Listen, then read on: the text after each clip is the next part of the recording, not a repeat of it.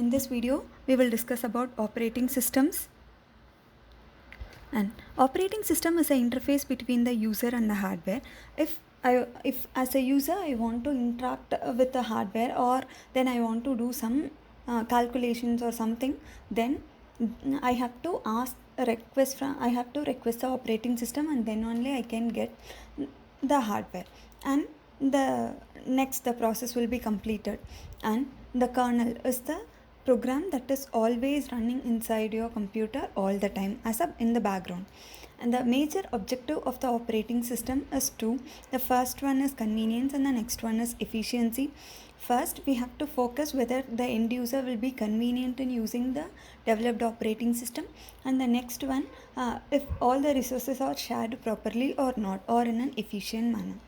And next one, this is the operating system, and this is the role of the operating system, and all these things are connected with operating system, and all the communications are only through your operating system. And next one, operating system can be seen as an extended machine and also as a resource manager. What do you mean by an extended machine?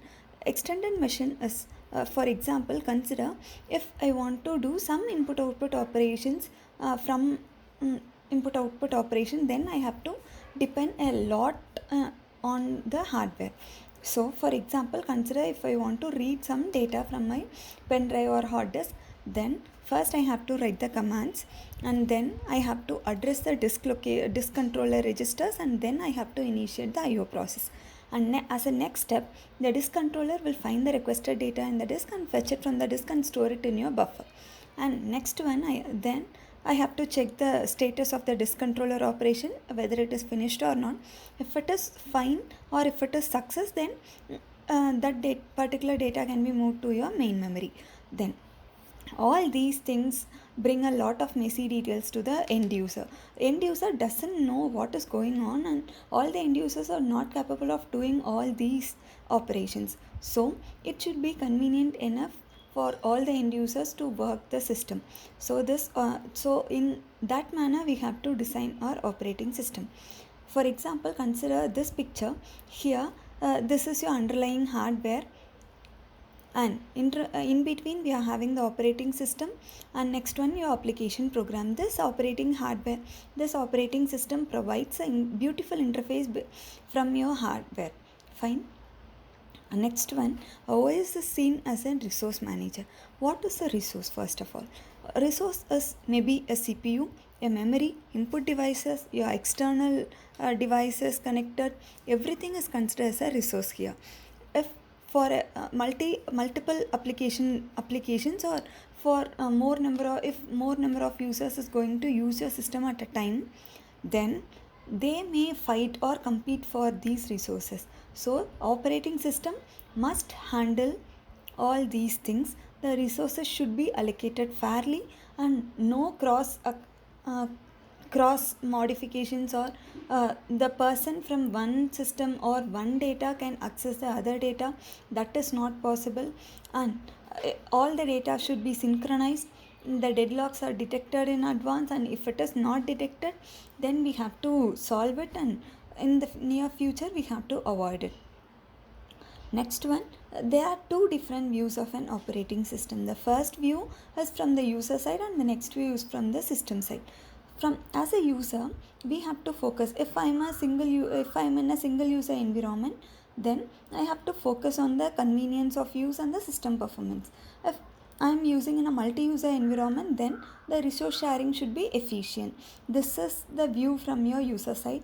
And from a system side, the operating system should help in resource allocation, and it should avoid errors and improper use of the resources. Next one, evolution of operating system. In this evolution, the first one is your serial processing, and next one is your simple batch systems, next one is your multi-program batch systems, last one is your time sharing system. The first one, serial processing. Initially, in your serial processing, no operating system is there, so the programmers have to directly interact with the computer hardware, and these computers can accept your toggle switches and has display lights, and some punched cards is used for giving input. and to getting the output we have to depend on the printers. Next one, if in an area if I am having 100 programmers, then all these 100 jobs are submitted for a single system, and all these jobs are done or completed one by one. And the problems are two things. The first one is your scheduling, and the next one is your setup time. Scheduling, I have to schedule all these number of users. And next one, setup time, I have to feed the input and I have to set all the system to work for the given program. And the next one, and they have developed simple batch systems. The main focus of the simple batch system is to maximize the processor utilization, because in early computers till now we have the processors are very expensive, and they have developed a program called as the monitor and concept called as monitor, and this monitor is going to directly communicate with your processor, not the user, and all the jobs submitted is taken from the input devices and then given to the monitor, and monitor is going to take all the inputs and convert and do the calculations and give the output. So this is the work of your monitor.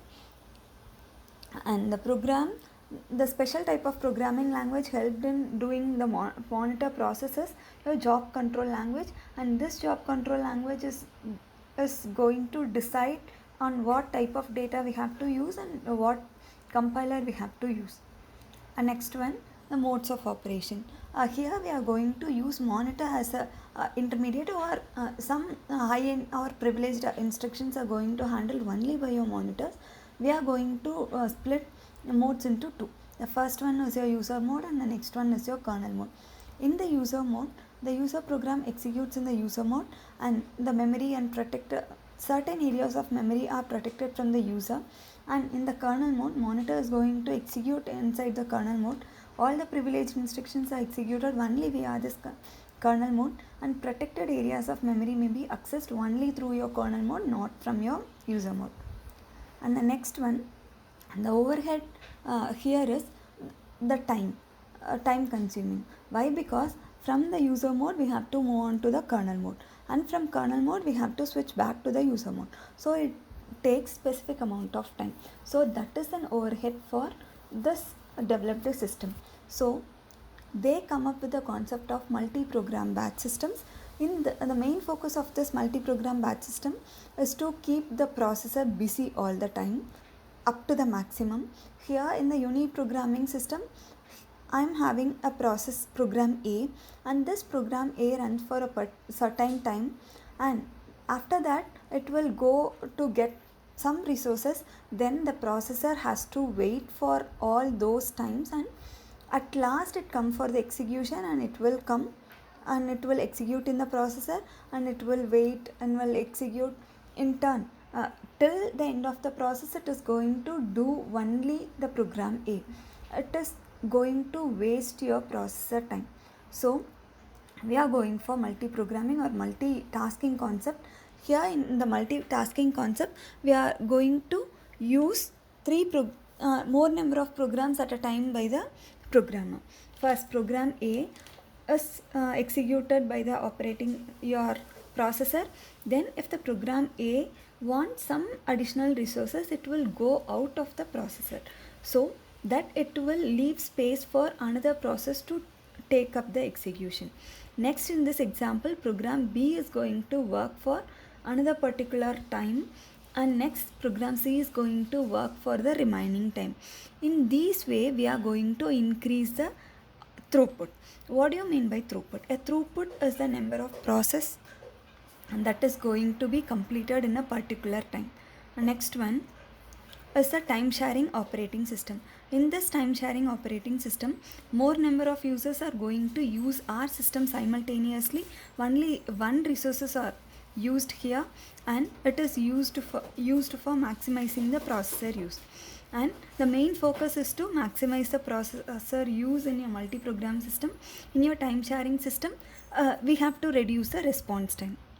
Next one, types of operating system. Still now we have discussed about the evolution of operating system. Here we are going to see the other types of operating system. Based on the scenarios, we can develop the operating system. Already we have discussed about batch operating system, multi-programming OS and time-sharing OS. Based on the use, we are concentrating on the real-time OS, excuse me, distributed OS, personal OS and mobile OS. Next one is your multiprocessor system. The main difference between your multi-programming and multiprocessor system is, in your multi-programming system, we are having only one processor running. But in your multiprocessor system, we have n number of processors for executing each and every work. So if I am having a huge work, then I can divide all these work into subtasks. So each subtask is fed into the different CPU processors. Then I can increase the number of throughput. I can increase the throughput. And next one, real-time operating system. Here, consider the main focus of this real-time operating system is the time. For example, if the systems used in your satellite for launching a satellite, or in robotics, or a huge industrial control, here all these things mainly concentrate on the deadlines or the time that is to be worked in. So here we are going to consider the amount of time that is taken for doing the work. And software, the next type of real-time OS is the soft real-time OS. Here deadline is mandatory, but we can possibly reschedule the task. So this is the example of your real-time operating soft real-time operating system is your virtual reality, video conferencing, video calls, anything. Next one, distributed operating system. Here all the computers are connected to the network. The main aim is to provide the transparency. Here in distributed operating system, sharing of resources is the main motive. And the advantages of distributed operating system is, as there are multiple number of systems involved, user at one site can easily use the resources that is available in the other side of your process or other side of the network. So here comes the resource intensive task more efficiently we can solve. And next one, it provides fast processing and less load on a single host machine. There are two types of distributed OS. The first one is the client-server model and the next one is the peer-to-peer model. In client-server model, we have a common network, and in that common network, a client and server is going to do the work. From the server is going to give the work to the clients, and if one client fails to answer or is failed, then other client may take up the task and complete it. And next one is a peer-to-peer model. In peer-to-peer model, we have a common network and a common memory. Each and every system is going to do their particular job. If one CPU fails, then that cannot be rescheduled, or that task cannot be completed by the neighbor CPUs. So this is the difference between the client server model and the peer-to-peer model. Next comes the desktop OS. If I want to develop the operating system for a personal computer, then I will concentrate only on the user convenience, on the responsiveness, not on your multitasking or multi-user environment. So for all the microcomputers, this type of operating system is very helpful. Next one is your mobile operating system. Here this operating system, the main advantage or main focus of this mobile operating system is to control your mobile device. In your mobile device, we can have a touch screen, we have a Bluetooth, Wi-Fi, GPS, everything. If I click something, then that click will be sensed by the sensors, and then in turn that sensor has to communicate with your operating system. Your operating system has to deal with what kind of response it has to give. So this is the mobile operating system. And thank you. If you have any doubts, please comment it in the comment section.